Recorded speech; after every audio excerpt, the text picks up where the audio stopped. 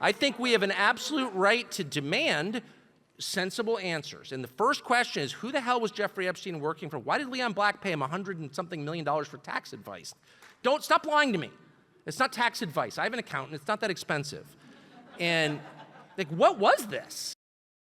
So recently, Tucker Carlson was interviewed by Charlie Kirk about the Epstein story or the Epstein cover-up. He talks about why this is a bipartisan affair, the biggest and most glaring inconsistencies with the government's narrative about this, and how this is going to affect the Trump administration.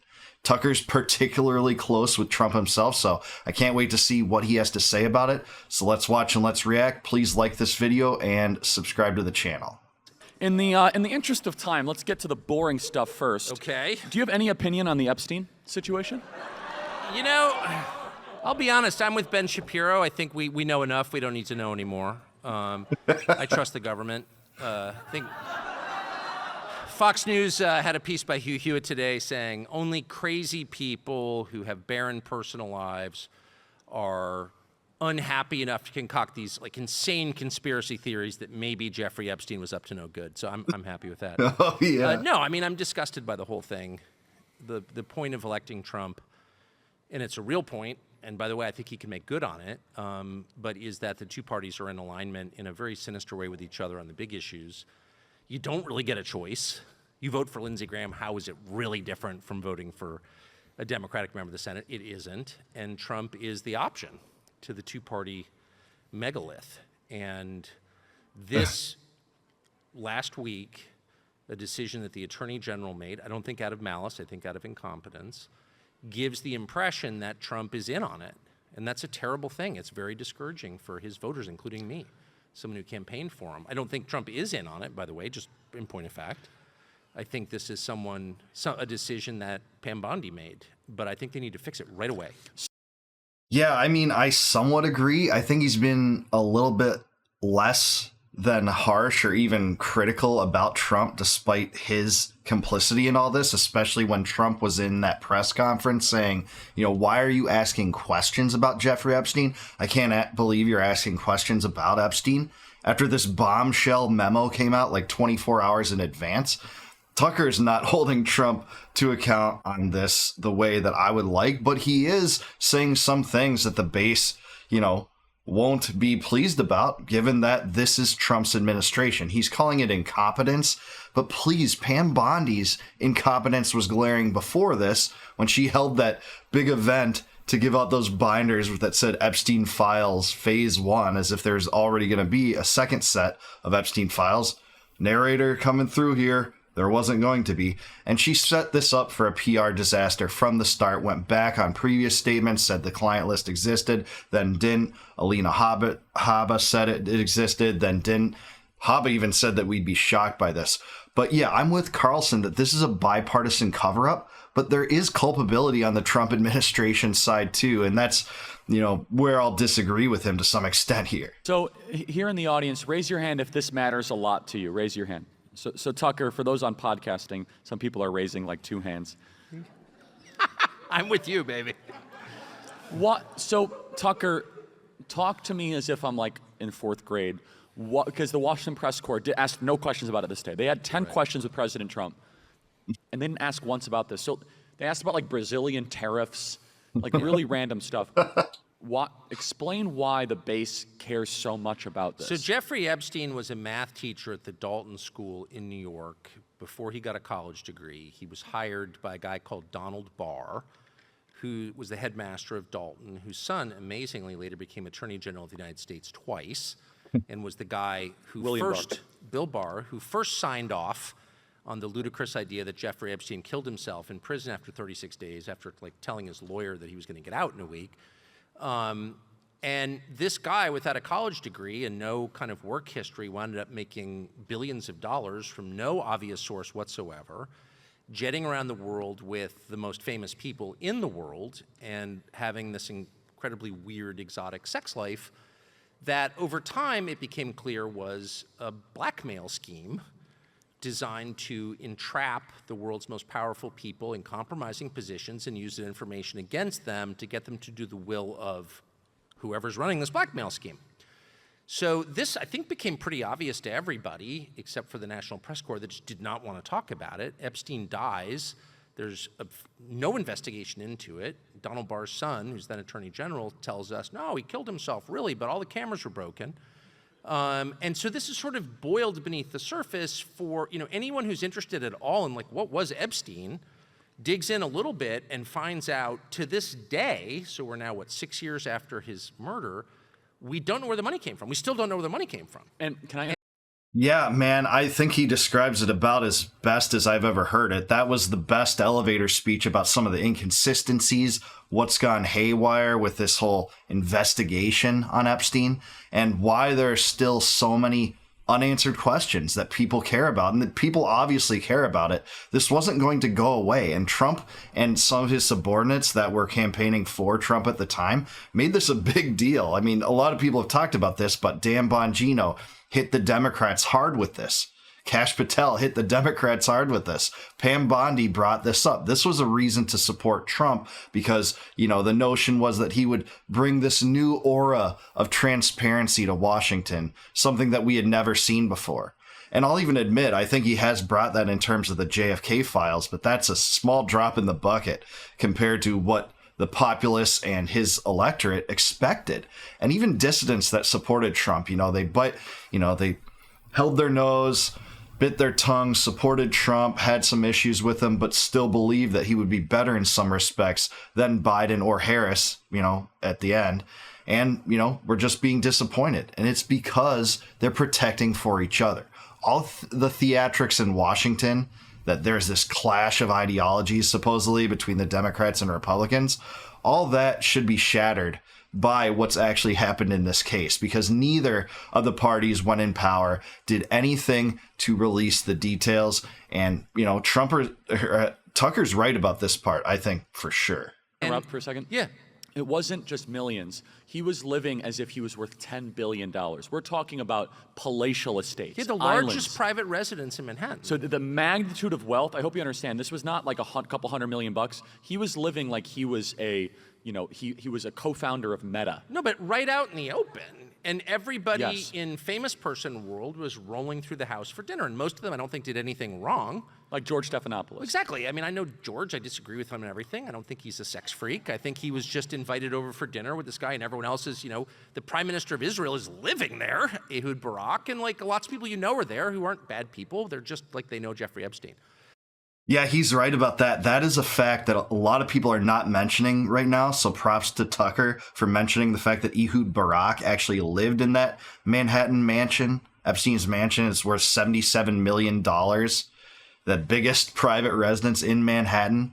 Ehud Barak, the former prime minister of Israel and the former chief of Mossad, was living with Epstein. And then you never hear about Epstein's connections with the Israeli government in any of the traditional narratives. When they talk about it, it's all about, his death or the clients list. So I'm really glad Tucker's bringing that up. But then he winds up indicted again. He comes back from France, gets indicted again, and famously dies in federal lockup in Manhattan. And it's very obvious from the beginning that this is not a suicide. And then the medical examiner's like, no, he was strangled to death. So all of this information's on the internet. Everybody who cares to know knows it. They're not conspiracy theorists. They're not mentally ill. And Pam Bondi knows it, and she's talked about it a lot. And she goes on Fox, and she's like, actually, it's all true. And we've got thousands of videos of underage girls being abused. And then that got spun into changing her narrative on that, saying, well, it was just child porn he downloaded, when she very, very clearly said that it was Epstein molesting kids on film. And then in that press conference, by the way, she acted as if that will never be released, that will never see the light of day, when no one within repute ever wanted that to be released. No one of goodwill wants child porn to be released to the public. We just want investigators to take a look at that and charge any of the people responsible for those crimes. That's what we want. It's not that kind of release that we want. And yeah, he's totally right about this. And, they're still not answering these questions. Too many inconsistencies, too many holes in the narrative that you can't, trump up to just mistakes or confusion. You just can't, because of how fiercely they've gone back on some of this stuff. And I have the client list on my desk, and I'm going to release all of this. And then 4 days ago, she comes out with an official statement from the Department of Justice saying, actually, no, he did kill himself. We know that for a fact.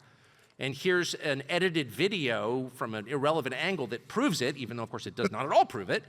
And we have no evidence that he hurt anybody, and we're not indicting anyone, and his former girlfriend, Ghislaine Maxwell's in jail, and that's enough, and he's dead, and it was a natural death, and like, shut up, conspiracy theorists.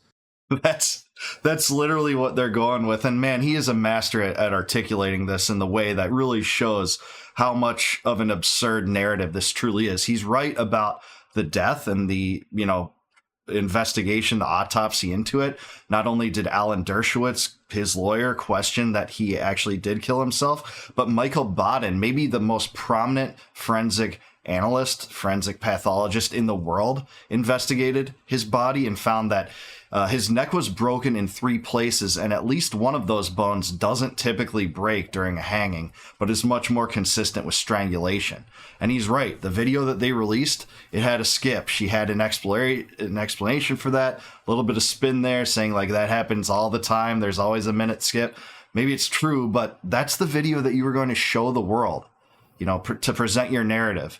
And it's not even his cell block. You couldn't see his doors. This was outside of the area in which his cell block was in. And it looks like the video was edited with software beyond that. So there's so many weird things about this that the general public or anyone with reasonable skepticism could never take seriously. So yeah, I'm with Tucker on this. And people who voted for Trump, not the left, Trump voters rise up on the internet in full revolt. And not just on Twitter, where there are some wackos, to be honest, and me, non-wackos too, but like normal people, 65-year-old Trump voters who were like, I don't believe that aliens are running the government or anything, but you're lying to me. And not only are you lying to me, you're patronizing me and calling me names when I ask questions. You're acting like the freaking liberals do. When they don't want to answer a question, they just call you a racist and move on. Like, no, I voted for you because I wanted you to respect me as a citizen and pay me the compliment of treating me like an adult, and you're not. Yeah, I'm with him there. I think, again, he's being a little bit less hard on Trump himself, where the buck stops, than I would. This is a typical tactic with many people on the right that do support Trump. They just consistently blame Trump's subordinates for things that Trump is clearly involved in, directing, or complicit with. And I think that's one of those times. But nevertheless, he is hitting back hard on this, and I appreciate that part. So I do think I know something about it. I do think that most people in the Trump administration, including the president, didn't realize that they were stepping into this. I think a lot of people at DOJ, including Dan Bonino, who I consider a decent man and a man of integrity. He might resign over this. He's threatening to right now.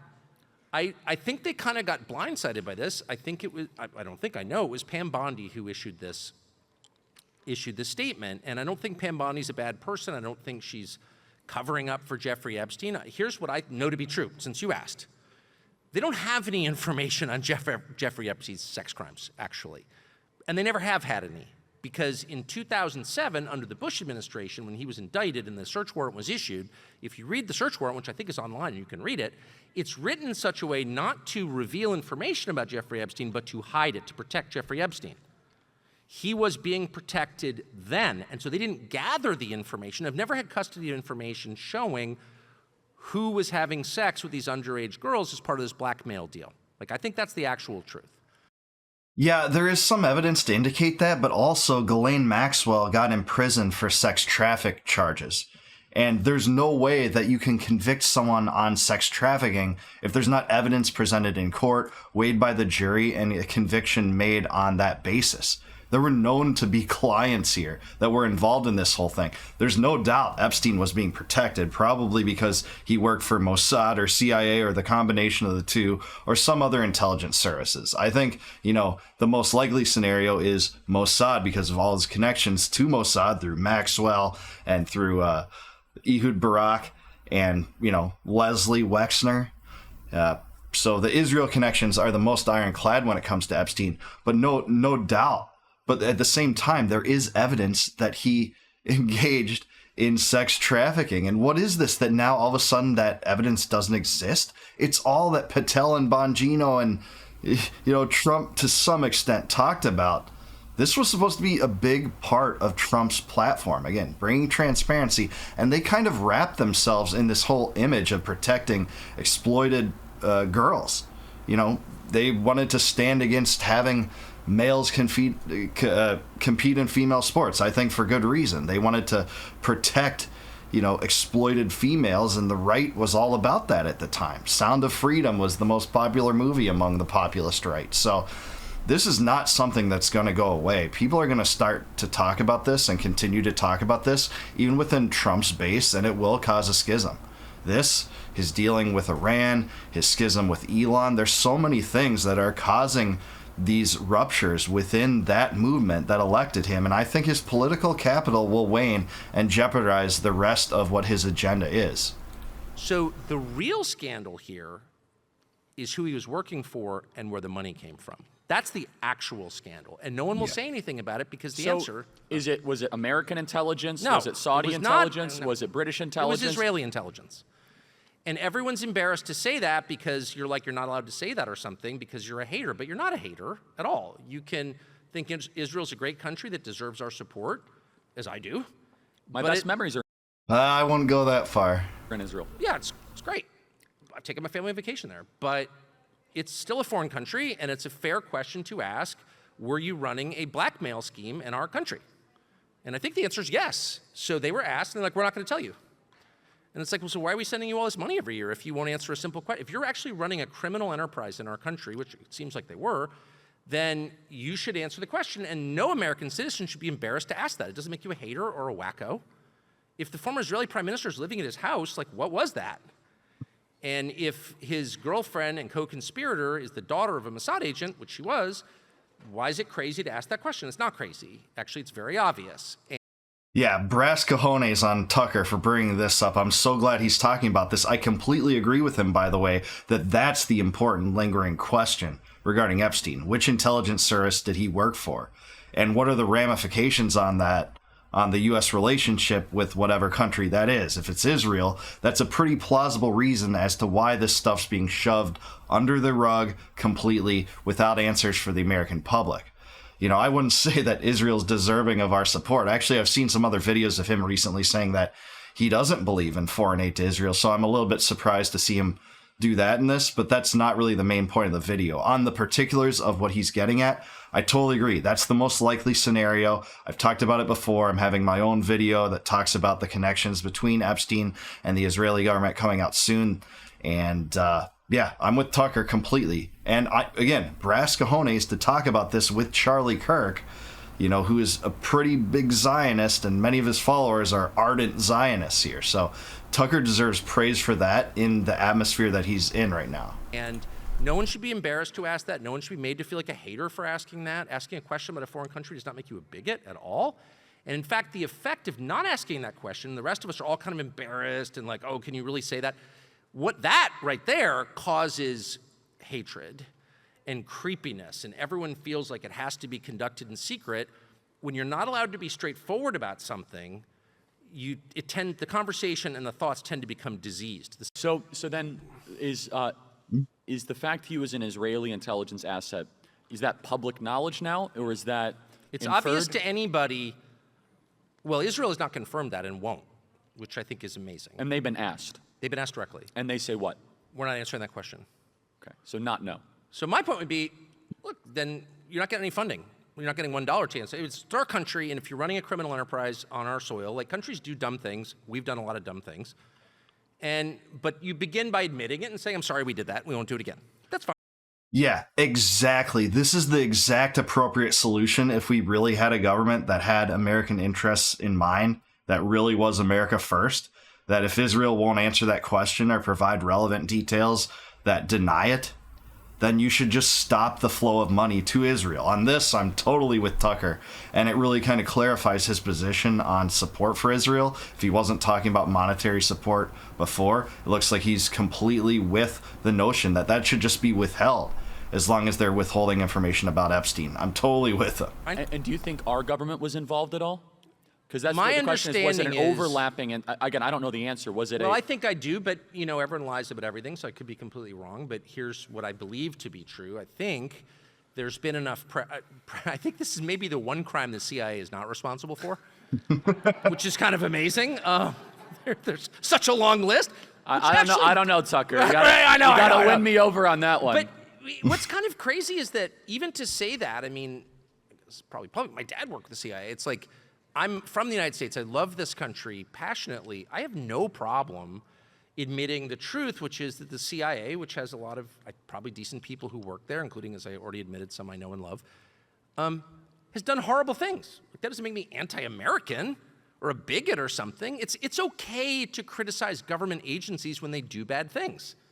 Especially evil government agencies like the CIA. That doesn't make you a bigot or an extremist. That makes you a patriot. That makes you more likened to the U.S. founding fathers than you would be to the British Redcoats, that's for sure. The CIA's dabbled in psychological operations, Operation Mockingbird, MK Ultra, regime change operations, most, recently culminating in a 2024 one in Syria. That wasn't fully the CIA's doing, but they dumped $15 billion into it through USAID. Regime change in Ukraine in 2014. That's part of the major reason that we're embroiled in that war. From its earliest days, regime change operations in Guatemala and attempted ones in Cuba, the Bay of Pigs fiasco, Iran, that one bubbled up again recently, Chile, all sorts of them. So he's exactly right about the CIA.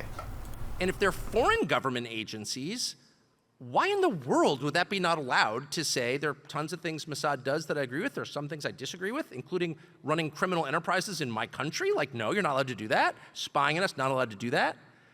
Period. And I don't know why no one feels free to say it. There's not one American politician who will say that. And the effect of that is to make everybody crazy. And also, by the way, very anti-Israel. Like, if you want to make people hate something, tell them they can't talk about it. Call them names when they ask honest questions about it. That's what's happening right now. And you often hear people say, like, what's all this anti-Israel sentiment going on the internet? And there's a lot of it. In fact, way too much for me. I'll just be honest. And the Jew hate is out of control. I hate that stuff. I don't like it. I'm a Christian. I don't think that you should assess people on the basis of the group they belong to. I agree. Every person has a soul. Every person's created by God. You should assess each person on the basis of that person. On their merits. God knows every hair on your head, we're told. Yeah, hey, I'm with him on that. I mean, I think that a lot of the Jew hatred's actually counterintuitive to dissidents that have sincere problems with Israel and want to cut those problems off by stopping the flow of money there. But at the same time, that's the excuse they always use to combat people with legitimate, criticisms against Israel or USA to Israel. They just call it anti-Semitic. They just call it racism. It's the same thing that woke liberals did with anything regarding, gender reality or realities regarding, relations between men or women or the sexes and gender and all this stuff. So that's exactly what is going on now. But, it's at some point you can classify groups for their wrongdoing. If we didn't think that as a society, you would not do that against Nazis. You would say, hey, this individual Nazi back in 1942 was just doing good. He was just following orders. That's not how the world works either. So, if you're going to be part of the TSA or the IRS, invading people's privacy or stealing their money, respectively, you can make a judgment on that person based upon what they have voluntarily agreed to do for work. I don't think that holds true for like an entire race of people or something like that. But I'm just getting down to it. I basically agree with Tucker here. So each person is distinct and unique. You're not a faceless cog. You're not a member of a group, a herd. You're a human being created in the image of the Creator. So I just don't like that whole way of thinking, but it's everywhere all of a sudden, and you have to ask, why is it everywhere? Well, one of the reasons, probably a lot of reasons, but one is because anybody who asks obvious questions like, hey, were you running a sexual blackmail scheme in my country? Shut up, says Ben Shapiro, you're an anti-Semite. Well, no, I'm not. Why is it not a fair question? There's tons of evidence this is happening. Like, are you joking? You're not going to shout me down, by the way, at this point. I spent 4 years being shouted down by the left for asking, I thought, pretty reasonable questions. I have always felt very moderate. I'm not a hater at all, and I'm not going to become one. And I don't think my questions are insane. They may be stupid, but if they're stupid, then just speak slowly so I can understand as you answer them. Yeah, I'm with them. I mean, the amount of allegations from people that you're just, some wacko conspiracy theorist for saying about Epstein things that Trump and his subordinates said about Epstein leading up to his election over the years in which Biden was in office, etc., is whack.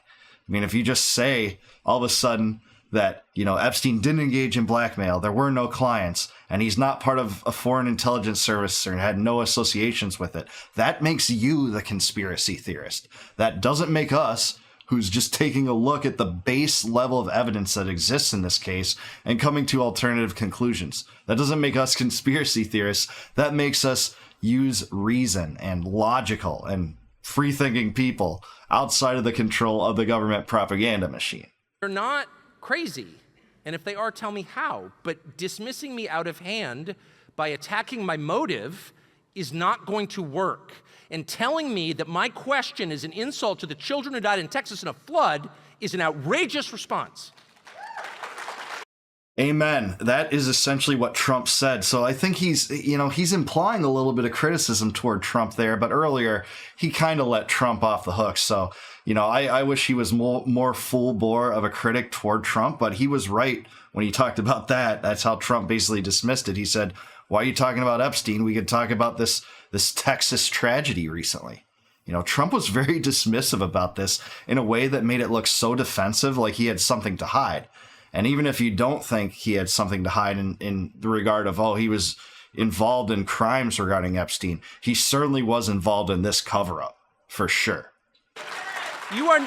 Anyway, sorry. And I say that with love, but I voted against that kind of crap. It's not just the argument, it's the style of argument. You are not allowed to dismiss my questions as a United States citizen with a wave of the hand and an attack on my character.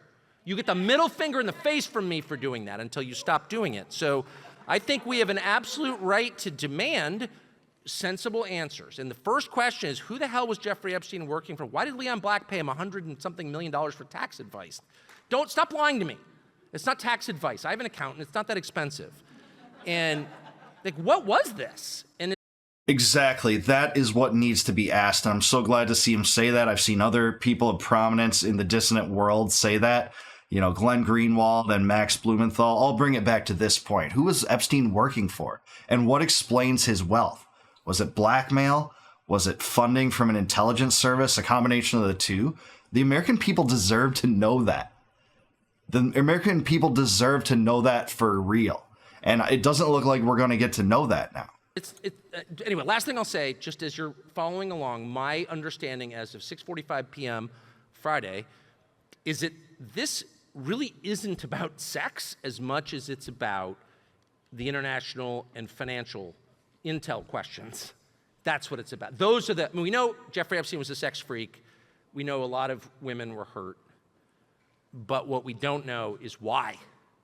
And so I think it's fair, or at least I plan to going forward over the next week, as we're going to dig into this pretty hard, is to press those questions. Like, big picture, what was this about? What are the questions?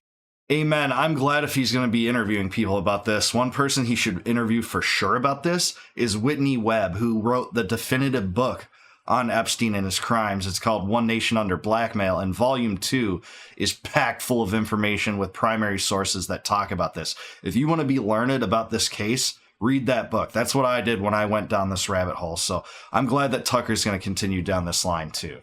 You're going to ask. What was this? Where do you? How do you go from being, a math teacher at Dalton to having your own private island in the largest house in Manhattan? And so who is Les Wexner? He's alive, I guess, right? Les Wexner is the former CEO of a company called The Limited, which was a massive clothing Victoria's retailer. Secret or something, right? Correct, Abercrombie & Fitch, I think, and a bunch of different And he lives in Ohio clothing or companies. right? The richest person in Ohio, super impressive guy in a lot of ways, very rich guy. And he wound up financing a lot of Epstein's life. And he's never been interviewed by the feds, ever. And so that's like right there. Who made the decision not to interview the guy who's bankrolling the whole thing? You arrest Jeffrey Epstein, but it's like, well, where did Jeffrey Epstein get the plane? I'm 56, I've worked 6 days a week my whole life. I fly on Southwest. Like, how do you get a plane? He had multiple. What are you even talking? Like, where did that come from? He had multiple Gulfstreams, multiple. Right, okay. Which each one is 30, 40, 50 million. I'm not saying he didn't deserve the plane. I'm just saying, what did he do to get the plane?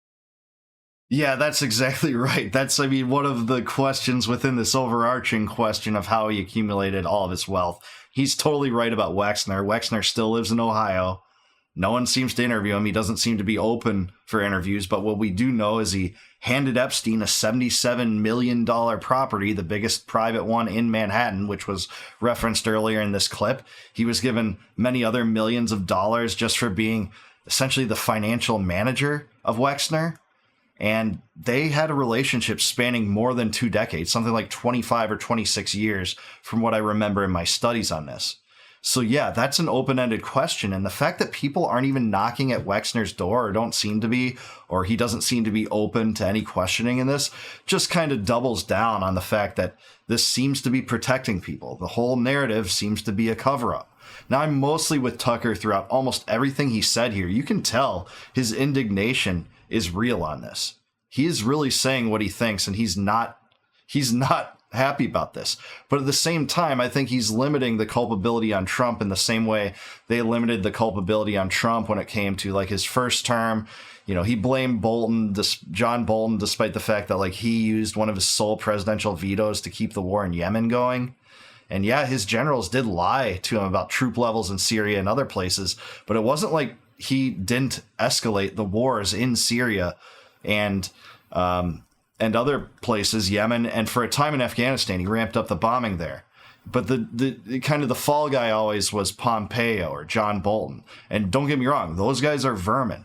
They deserve to get, immense criticism. I'll hold no criticism against them. I will continue to berate them for what they did in that administration. But this is just an example in which Trump isn't blamed by his base to the extent that he often should be. And yeah, it was a little bit of a different circumstance there because, the deep state was trying to take him down in the Russiagate hoax, which was exactly that, a total hoax claiming that he was something like a Russian agent working with Carter Page, on behalf of the Russian government, but from within the U.S., despite the fact he sent Ukraine $400 million worth of weapons and, boasted about the javelins he was providing. Do you think if he was a Russian asset, he'd be sending more arms to Ukraine and turning face from his campaign pledges to end the war there? No, of course not. The whole thing was baloney. But in that same respect, now he has his people in place in these institutions. He has John Ratcliffe. He's a diehard Zionist that I guess is aligned with Trump. He has Tulsi Gabbard as the director of national intelligence, who's mostly good, but I think she even turned to some extent over this Iran thing, suddenly saying Iran was weeks away from acquiring a nuke just the day before the U.S. bombed them, contradicting her testimony from 8 weeks before that. We have Kash Patel at the FBI. So he's replaced a lot of what he would have called deep swamp creatures in the swamp with his own men and women, and we're still getting the same cover-up. It's a bipartisan affair. For all the theatrics in Washington, the two parties going to war with each other, the left-right dichotomy, this clash of ideologies going to war in Washington, and we watch the results of it on television, and we say, yeah, own the libs, or yeah, show those fascists what's up. We keep doing this, but the fact remains that there's amazing continuity in the deep state and the government when it comes to Epstein and his crimes. And that's what we need to get at. That's what humanity needs to get at. I don't think we're going to get any answers anytime soon. There is a story out there that Ghislaine Maxwell is willing to spill the beans to some extent on some of this. I'll be following that, but I haven't seen much to kind of substantiate that yet.